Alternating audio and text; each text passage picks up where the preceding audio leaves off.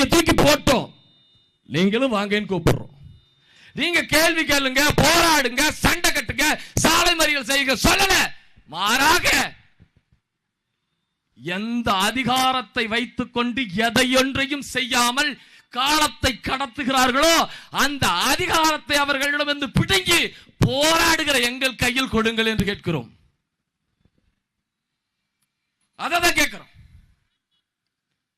வழங்கலும் துய்த்தலும் தேற்றாதான் பெற்ற முழங்கும் முரசுடை செல்வம் தழங்கரு விவேல் முற்றி முத்தவிரும் வேற்ப அது வென்றோ நாய் பெற்ற தங்கமழம். எப்படி நாய் பெற்ற தங்கமழம் என்கிறது? மூன்றுரை அரசனார் என்கிற பழைய புலவர் பாடுறா. என்ன சொல்றான் உங்களுக்கு புரியல நான் சொல்றது. என்ன சொல்றான் தெரியுமா? இந்த மலை சாரல்கள் இருந்து தேங்காய்லாம் அப்படியே உருண்டு ஓடி வருது. அந்த தேங்காய் எங்க அப்பத்தா கையில கிடைச்சா உடைச்சு சட்னி வச்சு கொடுத்துருவா, பூசாரி கையில கிடைச்சா உடைச்சு சாமிக்கு படைச்சிருவா. ஆனா அங்க ஒரு நாய் அந்த தேங்காவை கையில எடுத்துக்கிச்சு. எடுத்துக்கிட்டு அந்த நாய் என்ன பண்ணிச்சா, உருட்டு உருட்டுன்னு உடிச்சுட்டான். அடுத்தவனுக்கும் கொடுக்காது, தானும் திங்காம வச்சு உருட்டுவது போல தமிழ்நாட்டு மக்களின் இலட்சவாய்த்தனத்தை பயன்படுத்தி கொண்டு ஆட்சியை அதிகாரத்தை கைப்பற்றிய இந்த திராவிட கூட்டம் என்ன செய்வதென்று தெரியாமல் இந்த ஆட்சியை வைத்துக் கொண்டு உருட்டு உருட்டென்று உருட்டுகிறார்கள். இந்த உருட்டல் பேர்வடிகளை இந்த நிலத்திலிருந்து அகற்றிவிட்டு தமிழர் நிலத்திற்காக உண்மையிலேயே உழைச்சான்றோடு களத்தில் நின்று போராடுகிற நாம் தமிழர் கட்சிக்கு வாக்கு செலுத்துங்கள். இப்ப புதுசா ஒரு வந்துட்டான். நான் சாத்தியமானதை தான் சொல்லுவேன், சாத்தியமானதை தான் பேசணும். சீமான் தம்பிகளும் சாத்தியம் இல்லாததெல்லாம் பேசுறாங்கன்னு.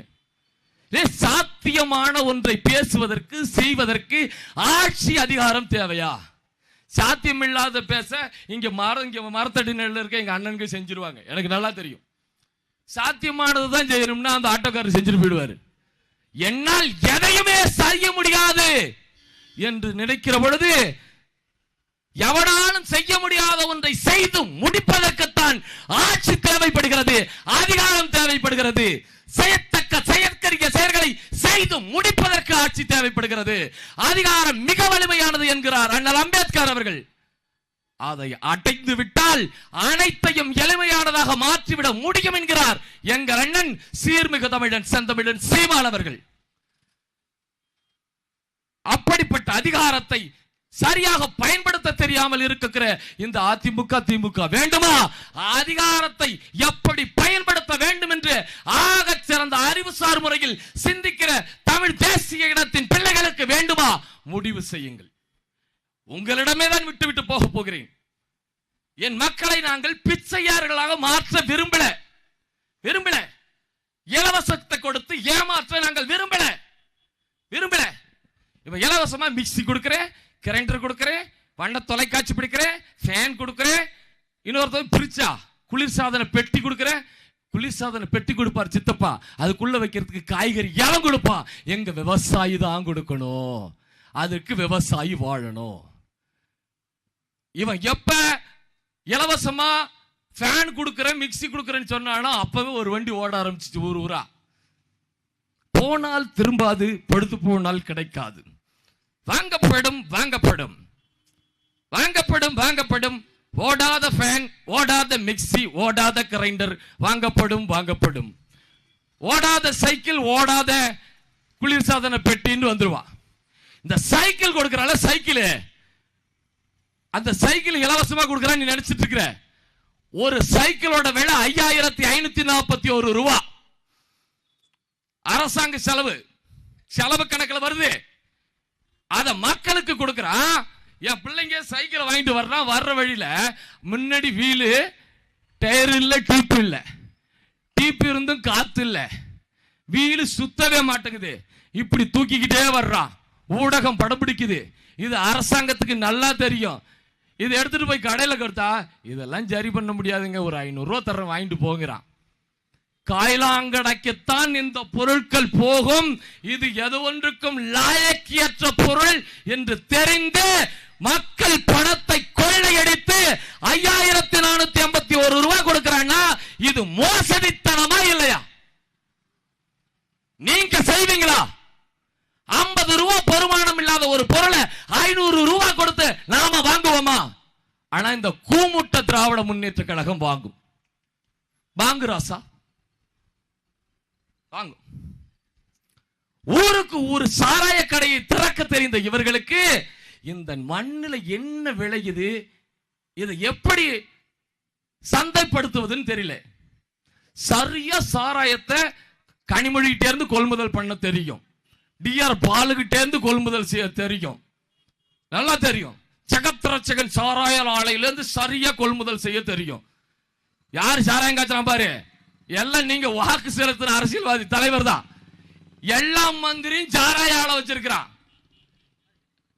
அவங்க சரியா கொள்முதல் கொண்டு வந்து பாதுகாக்கப்பட்ட அறைகள் அடைச்சு வச்சு அதை எவனாவது திருடிட்டு போயிடுவான்னு சொல்லி 2 பக்கமும் சிசிடிவி கேமராவை கொண்டு பாதுகாத்து, அதே மாதிரி எவனாவது திருடிடுவான்னு சொல்லி இங்க மதிப்புமிக்க காவல்துறை அதிகாரிகளை ரோந்து விட்டு பார்க்க சொல்லி எப்படி பாரு அப்பா பண்றாரு. இதையெல்லாம் பண்ண தெரிஞ்ச அப்பாவுக்கு நம்ம ஊர்ல விளையிற தேங்காயை கொள்முதல் செய்யணும், தேங்காயில் இருந்து வருகிற தேங்காய் எண்ணெய நியாய விலைகள் கடை மூலமா கொடுத்து விவசாயிகளை மேம்படுத்தணும்னு தெரியல. பாமாயில் எண்ணெய வளைகுடா நாடுகள்ல இருந்து, மலேசியா போன்ற வளைகுடா நாடுகள்ல இருந்து இந்த நாடு இறக்குமதி செய்து இங்க ரேஷன் கடையில் கொடுக்கிறதுக்கு. ஆனால் இங்கே விளைகிற தென்னை விவசாயிகளை குளிர்ப்பதற்காக விவசாயிகளை நீங்கள் உற்பத்தி செய்யுங்கள், நாங்கள் கொள்முதல் செய்கிறோம், கொப்பரை தேங்காயை கொள்முதல் செய்து மக்களுக்கு கொடுக்கிறோம், நியாய விலைக்கடை மூலமா கொடுக்கிறேன்னு சொல்லி சொன்னா இங்க தொழிலாளிகளுடைய தென்னை உற்பத்தி செய்யாளர்களுடைய வாழ்வாதாரம் பெருகும். சென்னை தென்னை சார்ந்த பொருளின் மதிப்பு கூடும். தேங்காயை மதிப்பு கூட்டு பொருளாக மாற்றி பல்லாயிரக்கணக்கான பேருக்கு வேலை வாய்ப்பு கொடுத்திருக்கலாம். பல லட்சக்கணக்கான குடும்பங்களினுடைய வாழ்வாதாரத்தை மேம்படுத்தி இருக்கலாம். இதை செய்கிற எண்ணமும் திட்டமும் நாம் வாக்கு செலுத்திய ஆட்சியாளர்களும் இல்லை. நாம் தமிழர் கட்சி பேரறிவிப்பு செய்கிறது. பேரறிவிப்பு. நமது தென்னை விவசாயிகளிடமிருந்து தேங்காயை அரசாங்கமே கொள்முதல் செய்யும். இங்கே தென்னை பொருள் சார்ந்த தொழிற்சாலைகளை நாங்கள் ஏற்படுத்துவோம். தேங்காயிலிருந்து தேங்காய் எண்ணெய் தயாரிக்கிற தொழிற்சாலை, அதிலே படித்தவனுக்கும் வேலை, படிக்காதவனுக்கும் வேலை. தேங்காயிலிருந்து தேங்காய் மிட்டாய் தயாரிக்கிற வேலை, நிலக்கடலையை கொள்முதல் செய்து அதிலே கல்லெண்ணெய் தயாரிக்கிற தொழிற்சாலை, எள்ளு கொள்முதல் செய்து அதிலே நல்லெண்ணெய் தயாரிக்கிற தொழிற்சாலை, கடலையை கொள்முதல் செய்து கடலை மிட்டாய் தயாரிக்கிற தொழிற்சாலை. இதை விற்பனை செய்ய படித்த பல்லாயிரக்கணக்கான இளைஞர்களுக்கு விற்பனை பிரதிநிதிகள் வேலை. இதை நிர்வகிப்பதற்கு மேலாளர் வேலை. அத்தோடு விடாமல் இந்த துறையை மேம்படுத்த நான் ஏஐ தொழில்நுட்பம் தான் படிச்சிருக்கேன், வா ஆர்டிபிஷியல் இன்டெலிஜென்ஸ் படிச்ச வணக்கம், இங்கே நாங்கள் வேலை கொடுக்கிறோம். இல்ல நான் கணக்கர் வேலைக்கு தான் படிச்சிருக்கேன், வா நீ தான் இந்த தொழிற்சாலைக்கு கணக்கு புள்ள வேலையை நான் கொடுத்துடுறேன், மாசமான சம்பளம் கொடுத்துடுறேன். எப்படி பாருங்க, என் மக்களுக்கு வேலை வாய்ப்பை கொடுத்து கண்ணியத்தோடு சம்பளத்தை கொடுத்து நிம்மதியாக வாழக்கூடிய ஒரு வாழ்க்கை முறையை நாங்கள் கொடுக்கிறோம். இந்த திராவிட திருட்டு கூட்டம் நாங்க உனக்கு பிச்சை போடுறேங்கிறான்.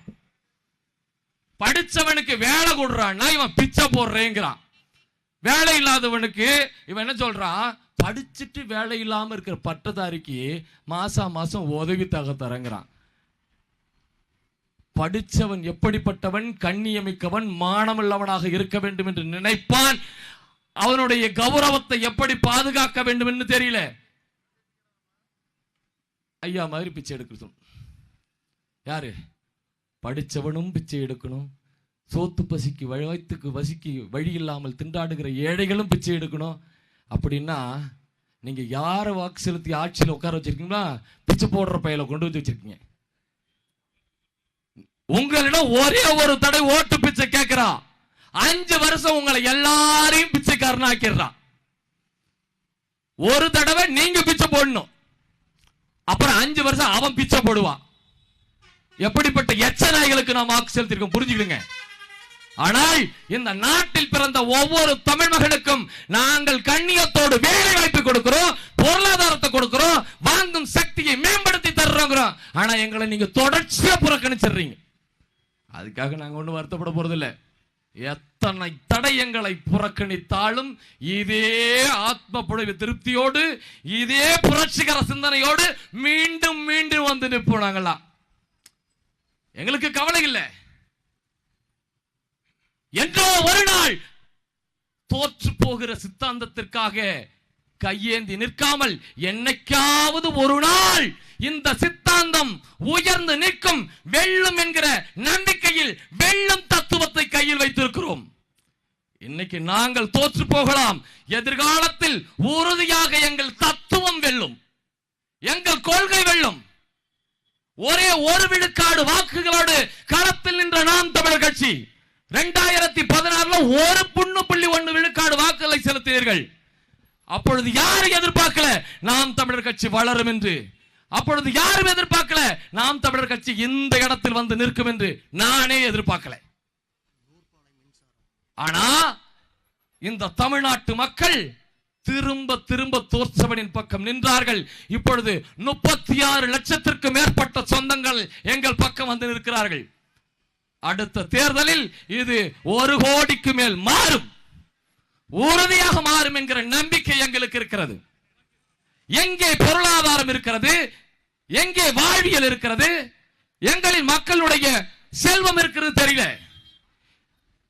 ஆட்சிக்கு வந்தவுடன் மாதா மாதம் மின் கட்டணம் எடுப்போம் என்று சொன்னார்கள் இந்த திராவிடர்கள். அப்ப அறிவித்தார். ஆனால் ஆட்சிக்கு வந்த பிறகு 3 முறை மின் கட்டணத்தை உயர்த்தினார். இதன் விளைவாக பல்லாயிரக்கணக்கான விசைத்தறி கூடங்கள் இழுத்து மூடப்பட்டது. பல்லாயிரக்கணக்கான நூற்பாலைகள் இழுத்து மூடப்பட்டது. நூற்பாலைக்கு போதிய உபகரணம் கொடுக்க இவர்களிடம் காசு இல்லை.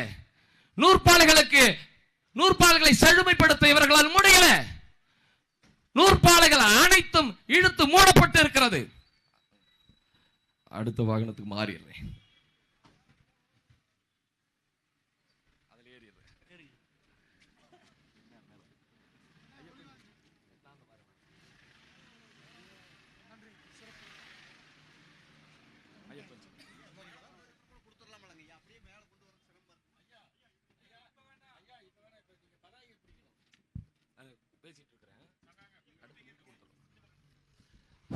இப்படி நூற்பாலைகளை மேம்படுத்தி எங்கள் தொழிலை மேம்படுத்தி இருக்கலாம். எங்க பொருளாதாரம் இருக்கிறது, எங்கே வருமானம் இருக்கிறது என்று தெரியாமல் இந்த நாட்டிலே இந்த மேற்கு மாவட்டத்தில் ஆண்டிற்கு 58,000 கோடி அந்நிய செலாவணியை கொண்டு வந்து கொட்டுகிற நமது நூற்பாலை தொழிலை முடக்கி வைத்து விட்டு ஐயா அமெரிக்காவில் போய் சைக்கிள் ஓட்டி கொண்டு வந்து வருமானத்தை ஈட்டி விட்டு வராராம், தொழிலை வளர்க்கிறாராம். வணக்கம். நமது தொழிலை மேம்படுத்த தெரியாதவர்களுக்கு வாக்கு செலுத்தி வைத்திருக்கிறோம்.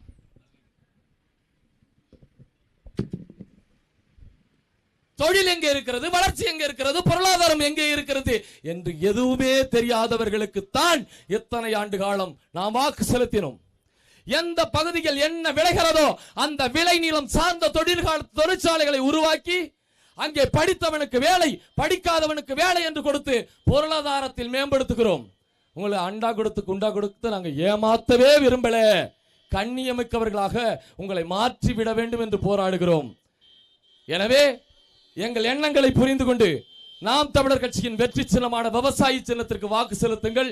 இந்த மண்ணின் மகன் ஐயா பெருமதிப்பிற்குரிய மருத்துவர் கார் மேகன் அவர்களுக்கு விவசாயி சின்னத்திலே வாக்கு செலுத்தி வெல்ல வைப்பது உங்கள் ஒவ்வொருவரின் கடமை என்பதை வலியுறுத்தி அதை ஒரு பாடல் வழியா சொல்லிடுறேன்.